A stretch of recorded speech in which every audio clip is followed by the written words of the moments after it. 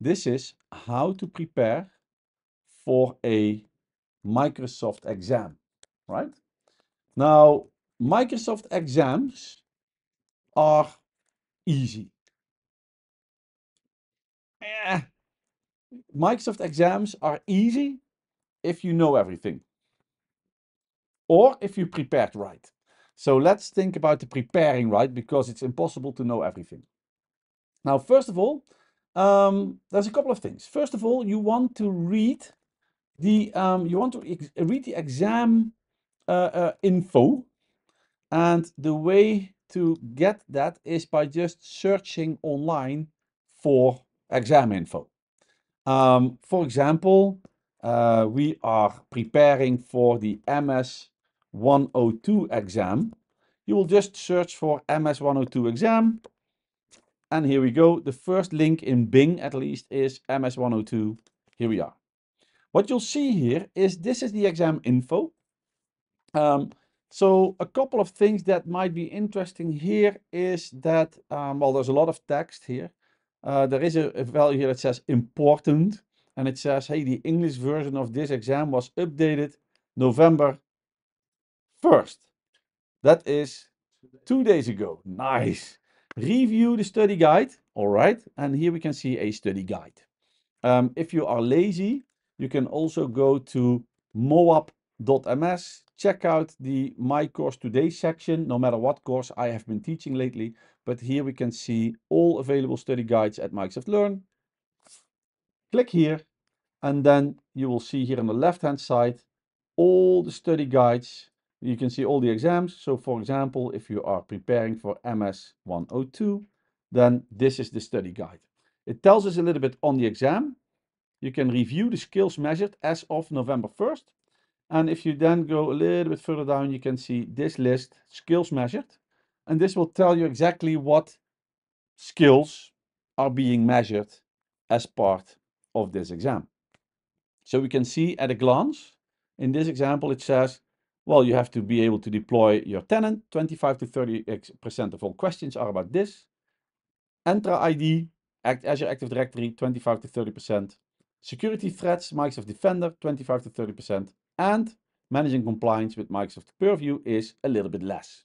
But for every single exam, for every different exam, there's different requirements. And this is just skills at a glance. If you want to see more information, like for example, what do we mean with this part, deploy and manage a Microsoft 365 tenant, you can go here. Hey, and here we can just go in and see all the different things that Microsoft can ask questions about in this section of the exam. And when we think about implement and managing identities with access and access in Entra ID, this is what we are going to go through. So here we have a couple of things. Then we have Defender stuff. Here we are, all kinds of Defender stuff. And then we have Purview, all kinds of Purview stuff. Well, that's it. You can also get some links to documentation if necessary. And well, for example, the skill areas that have changed ever since November 1st. Well, you can see that there is minor changes in managing roles, minor changes in, well, they renamed everything to Entra ID. Probably that's what they did, right? So we can see some minor changes. So yeah, not too much. And for all the different kinds of exams, they come with all the different overviews, exactly like this. So you want to read the exam info, especially the study guide, because that contains information about the exam itself. What are the topics that we are going to get questions of? Now, once you know, you may already have a feeling like, okay, but there's some topics here that I feel very familiar with, and there's some topics that I feel less familiar with, and maybe there are some topics that are completely new to me. Even after following a course like this, there might be something there that you haven't seen yet. Now, I know if you get one of my courses, you have seen everything. Haha, but that's just kidding. So, but that is something that you could be checking out. So you read the study guide, because this will tell you exactly the topics. And then, well, you need to start studying, right? You want to start studying. But before you want to start studying, you want to set the exam date. That is something that I have found very, very important for myself, at least. You know, I know myself. If I am enthusiastic about something and I want to learn it, I will learn it in a week. But if there's something that some people that are in my courses, they sort of are being sort of pushed into a certain direction and they may not really want to, then, setting the date will give you a little push to start studying. And you have to be aware that typically what we say, and this is something that I have been discussing with many of my fellow teachers, you have to start thinking about how much time do I need for study?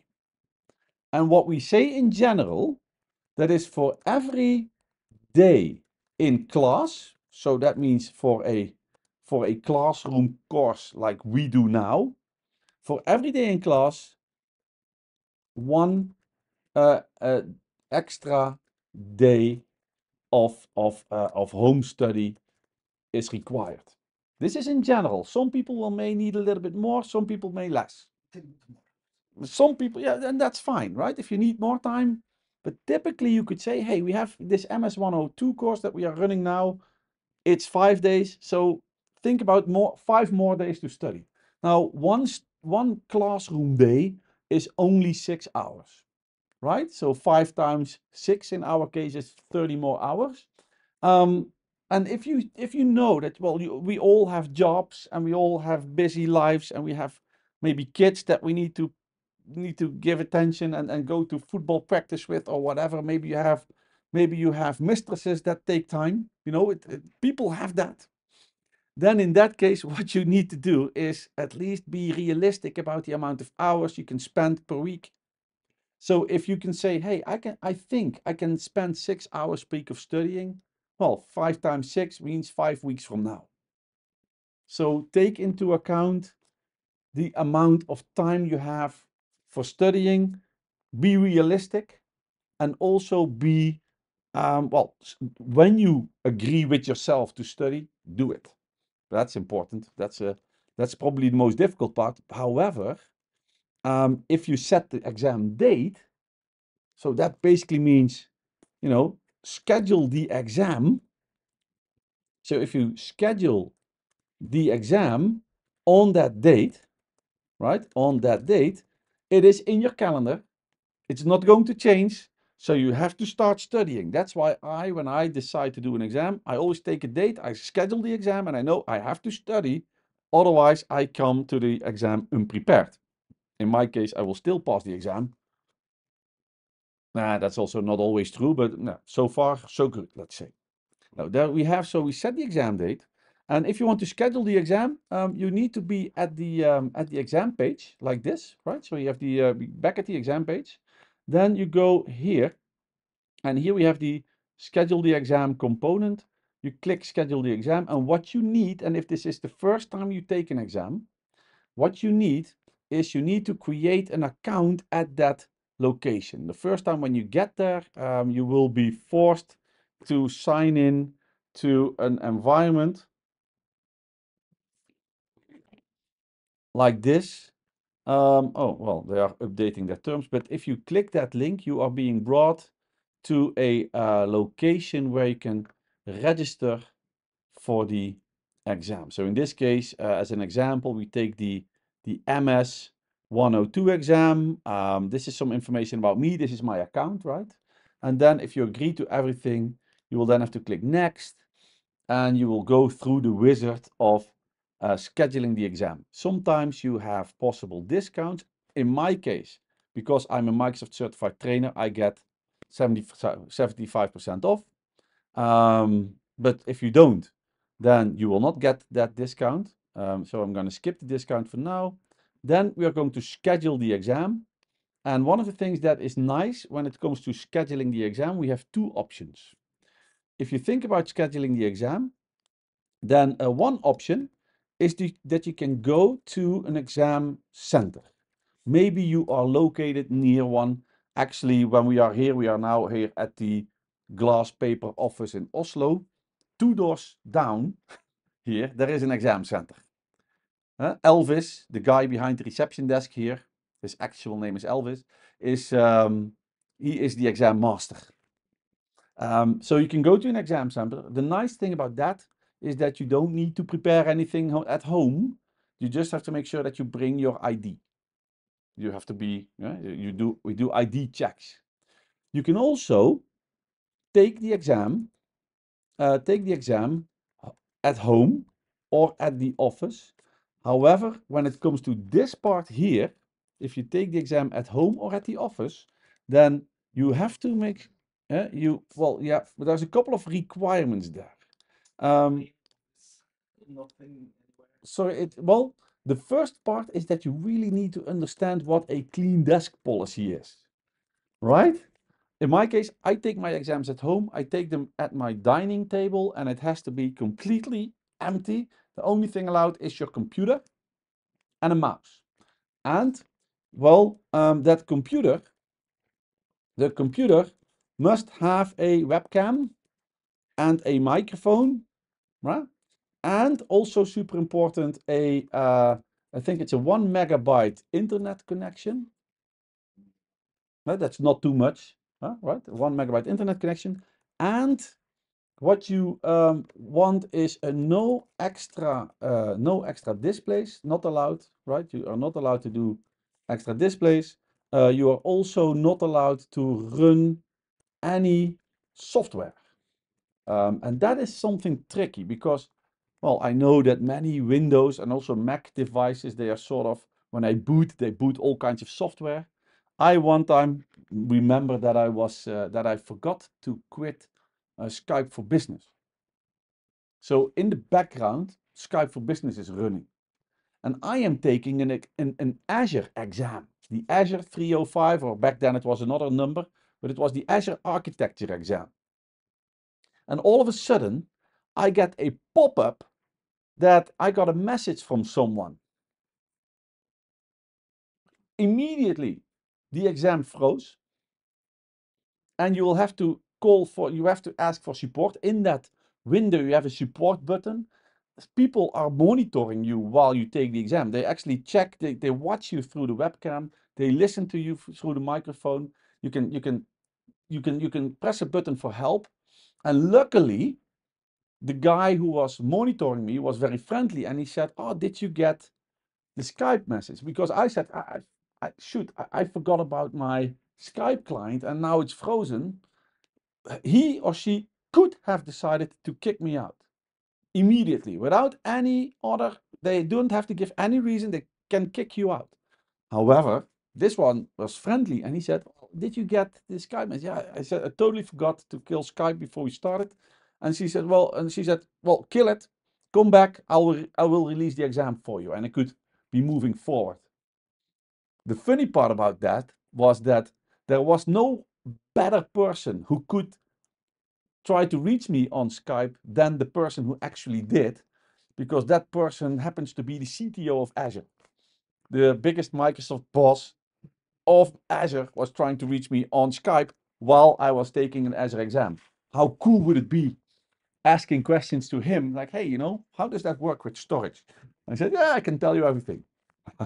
Well, unfortunately, so do not run any software. That's the important part. Then, so that's for your home office. Also make sure no one is allowed to enter the room. If they see someone walk behind you, if they hear someone, they will be able to kick you out.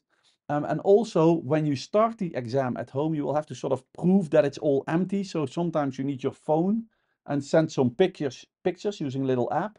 Sometimes they want you to use your laptop and just walk around a little bit and show whatever is on the walls, like paintings. And one time, my television was in the same room as my dining table back then, and they wanted me to unplug the television from power while I was just before I took the exam.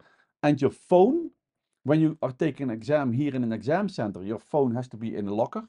But if you're at home, your phone has to be in the same room, but outside of arm's reach. So you would not be able to connect to your phone.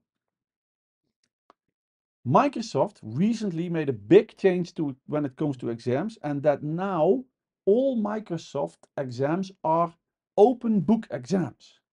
So you are allowed to open up a second tab in that environment and browse the internet. You can browse the internet. Yeah, you can at least you can connect to the Microsoft documentation, which is where you want to be anyway. Don't count on it. So don't go unprepared to the exam because you have access to the documentation, because it will take a long time and you will probably not be able to answer all the questions. But at least you have that way to go and connect to it. So here we have, you can schedule the date, and for your home office, check whether this is all right. And then, well, the next step is you want to study, right? Now, there is all kinds of ways to study. Like I mentioned, well, on my MOAB website here, in the My Course Today section, there is all available books at Microsoft Learn. If you like to read, go here. Search for an exam. For example, I would search for MS 102 in this example here. Search for that and you can see all the topics that you can read. And for example, one of the topics is safe links. You can start and go through the document. So go through the documentation of safe links. So this is how it works. This is what you see as a user. This is the different scenarios. And there's some little checks here. Here, for example. Oh, right. Then we can say we get points. What I like about that, you can then move forward, right? And there's a knowledge check again, and just like that. And one of the cool things is that whenever you go through these topics like this, and if you have signed in into that environment, it will keep track of what you have already checked. You get points. Now, these points are just for you, but whenever you finish something, you can receive a badge. And that badge you can then, well, you can brag about having learned things, for example, on LinkedIn. Hey, look at me. I just finished a course. I just finished that topic. Super cool. But this, at least, if you like reading, then this is obviously where you want to go, right? So when it comes to studying, you can read. You can just read the documentation or read the book, right? And they're all freely available on the internet. Just follow that link on my website. It's super easy. That's something you could do. Other people, they like to watch videos. I like to watch videos, and well, obviously the best location to watch videos is on YouTube. And there is a couple of people that you really, really, really want to follow. When it comes to, if you want to study Microsoft 365 stuff, look for Andy Malone. Andy Malone, one of my best friends, he has an awesome YouTube channel on all kinds of Microsoft 365 stuff. If you want to study Azure related stuff, then you want to be looking for John Saville. There is, I don't know, a better YouTube channel than that one when it comes to Azure. Or if you want to learn a little bit of both, and you like me, search for Alex de Jong, because, well, I do that same stuff, right? These are actually, but Andy and John, really awesome when it comes to studying these topics. There is way more people that create videos. And maybe there is someone that you will like better than Andy, John, or me. Just fine. If it works for you, it works, right? There's also some third-party video-based study guides. Sometimes I use Udemy. Udemy is not bad, actually. Do you know Udemy? If you now Udemy or Udemy or whatever it's called, udemy.com, Udemy is an environment where you can get access to courses. For example, if you want to learn MS 101 video based like this, then you can see here a training. It costs you $15 if you buy it within 5 hours. and I'm not really sure what it gives you, but well, here we have 5 hours of video. But to be honest, if you go to YouTube, you'll probably get the same content in another form for free, right? But this is quite nice because what I like about Udemy, Udemy has a special client. You can install that on your iPhone, your Android, or your tablets and download content. You can watch it offline. For example, I have been studying AI in the plane based on that. One of the things that you really want to be careful is you really want to do a little bit of a preview here, because sometimes you have teachers that are very difficult to understand. They have an accent that just doesn't match your hearing system.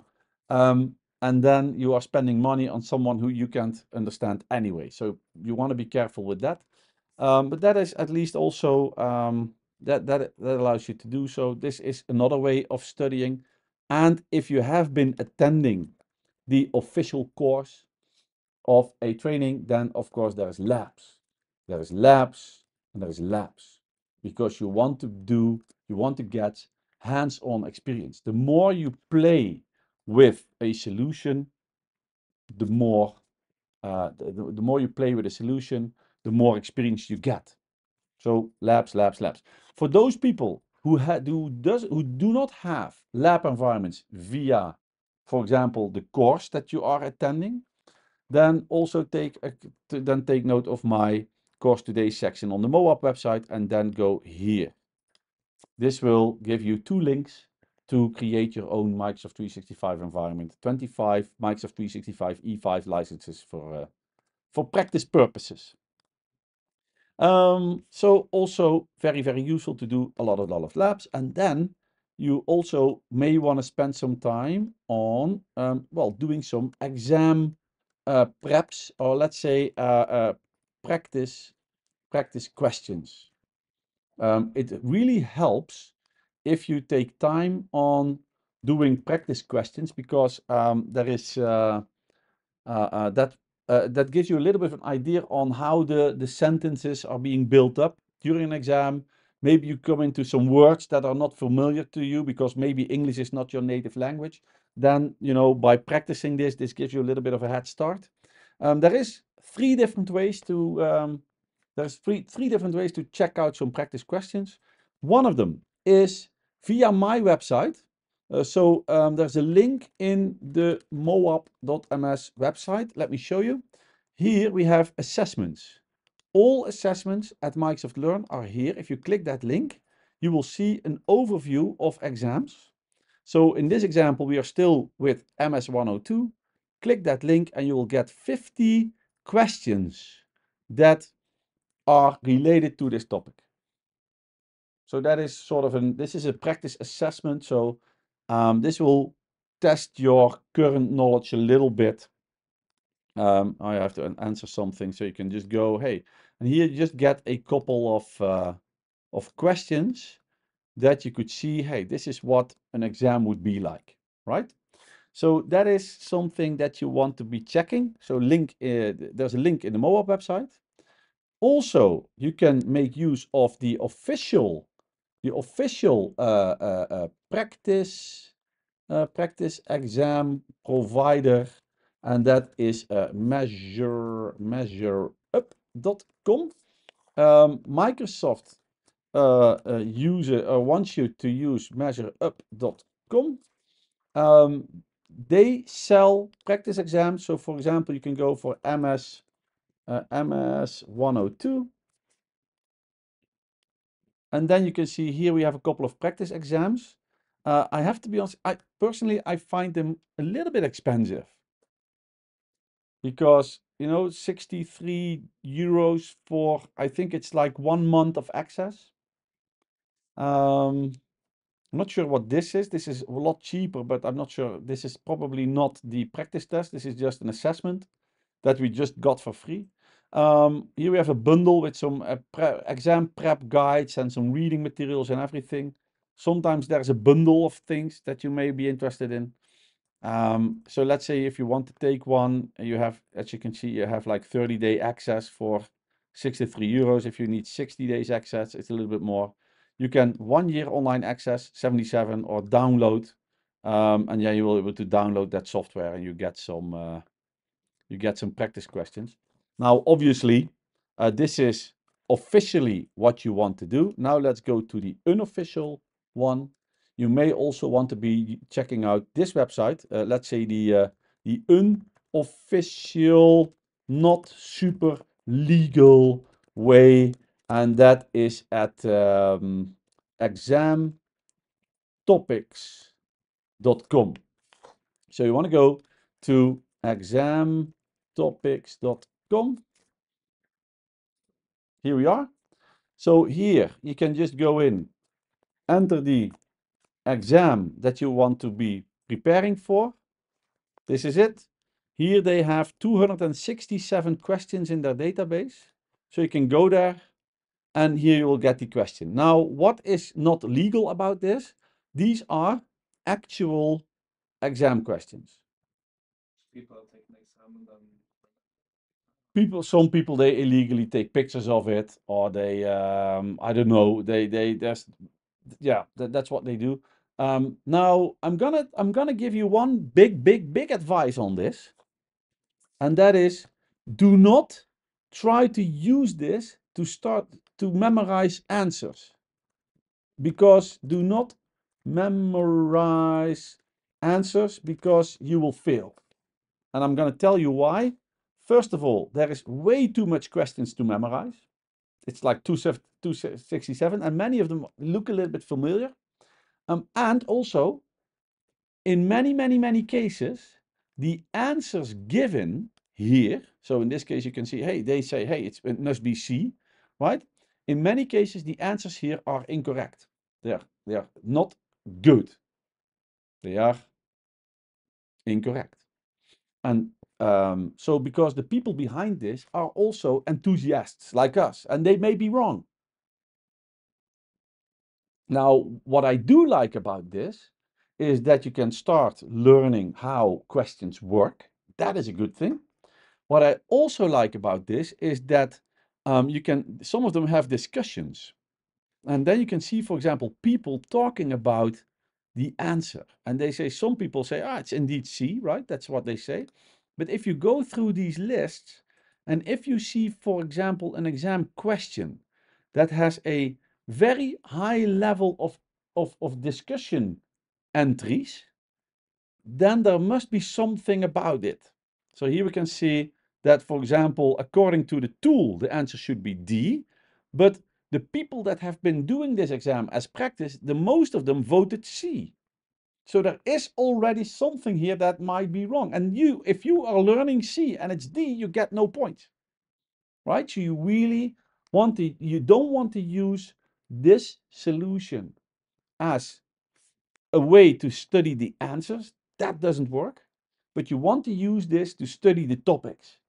So you can see questions about the solution, about something in Azure or Microsoft 365, and that's the point where you are going to start investigate what is the actual answer. Let's read some documents, let's check some videos, or even better, try it in a lab, see what it is.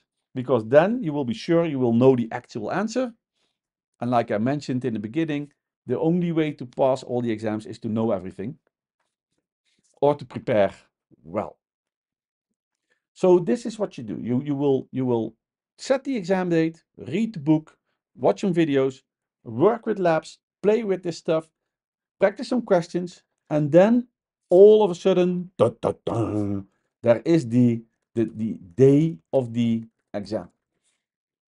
Now, what you want to do is you want to go and make sure that you enter the exam. You want to enter the exam 30 minutes prior to the starting time. That will be either here in an exam center or at home. You want to be signing in into the environment 30 minutes prior, just to make sure that you are in time.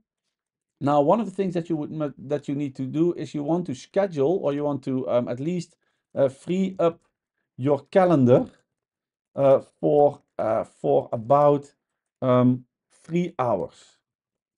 3 hours. Why? Well, typically you will have 2.5 hours for answering questions. answering questions. And also you will need like a half an hour for well, registration, right? So there's a half an hour for registration, and there's also a little survey, right? Now you will get, when you end the exam, at the end of the exam, you will get the result immediately. Result is shown. Unless you take a beta exam. Sometimes if you're very like people like me, we always take beta exams, which is not only about taking the exam, but it's also about rating the exam to see if the exam actually makes sense. But if you do a beta exam, you will get the result after a few weeks, or maybe sometimes 8 weeks. But typically at the end, the result is shown. You will either pass or fail. What you could say is that you will typically have to get 700 out of 1,000 points to pass. Oh, and by the way, in general, you will have somewhere between 40 and 60 questions that you need to answer. Somewhere between 40 and 60 questions. At the end, you will get the results. If you pass the exam, you will walk to your refrigerator, open a beer, and celebrate. Right? That's what you do. Also, 1 year after, you want to be renewing the exam. Renew the exam. Now, renewing the exam is not going through the entire process again. Exam renewals is online, it's free, it's 25 questions that you could just have to go to just to make sure that, just to tell Mike, hey, I've been working with this stuff, I still know my stuff. So exam renewals, you will get an email with a link, say, hey, click this link, and that will take you to an exam renewal page. Also, when you renew the exam, it's super easy, super easy. Plus, it's open book as well, because it's just a tab in your browser, and you can do whatever you want on all the other browsers and apps. And you very often don't even need to get 70%. One time I took an exam renewal, and I didn't read the questions. I just went through and clicked all the answers by guessing. I still made it, because in some cases I only needed 45% to pass. So yeah, sometimes you need a little bit more, sometimes you don't do that. Right? So that's what you want to be doing. If you do not renew the exam, your certification will be removed from your account. And we don't want that. All right. And this is how you prepare for a Microsoft exam. It doesn't have to be easy, but there is at least now some guidance.